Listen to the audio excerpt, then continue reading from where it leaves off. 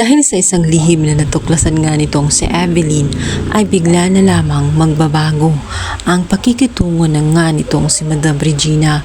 Kung noon ay inaalipasta nga siya at minamaliit, ngayon ay bigla itong nag-iba matapos malaman ang sekreto niya tungkol sa kanyang malubhang karamdaman. At dito niya ito kinausap ng masinsinan na ang lihim na iyon ay itinago niya ng mahabang panahon. Maging ang kanyang mga anak ay hindi alam na siya ay may sakit at may ganoong kondisyon. Ayaw niya kasi na kinakaawaan siya, kaya gusto niyang ilihim ang lahat at hiniling niya kay Evelyn na sana hanggang sa kanya na lamang ang lihim at wag na makarating pa sa iba. Ito umano ang dahilan kung bakit tela naging malamig sa kanya ang kanyang asawa dahil na rin sa kanyang karamdaman. Sa kabilang banda, tela naman ay malulungkot itong si Evelyn.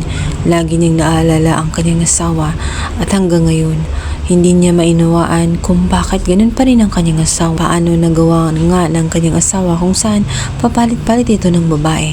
Samantalang siya ay hindi makamove on dito at wala itong ibang minahal kundi ang kanyang asawa lamang. At dito naman ay maguguluntang siya sapagkat dito nga ay tuting itong si Greg at sasabihin sa kanya na dapat ay hayaan na lamang ito at huwag nang magdamdam sa mga bagay na talagang hindi na muling mababalik pa. At dito naman ay talaga magtutuksok at madadarang na nga itong si Evelyn dahil nga sasabihin nga nitong si Greg na kailangan na niyang isipin naman ang kanyang sarili at huwag iba ang laging iniisip. Siguro ay ito na ang oras at panahon na piliin naman niya na maging masaya at piliin kung ano makakabuti para sa kanyang sarili. Sa kabilang banda, ito namang si Marge ay hindi pa rin mapakali. Alam niyang madistansya pa rin itong si Paolo at may mga gabing siya ay naglalakad. Tela ba may nuhuli siyang kakaiba.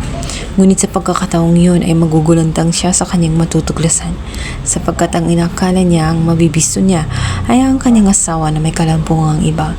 Subalit iba ang kanyang nasasaksihan sapagkat ang kanyang ina kung saan ang nakapatong nga ay itong si Greg. Hindi makapaniwala itong si Marge sa kanyang nakita. Yan niya luwas maisip na magagawa ng kanyang ina ang bagay na iyon.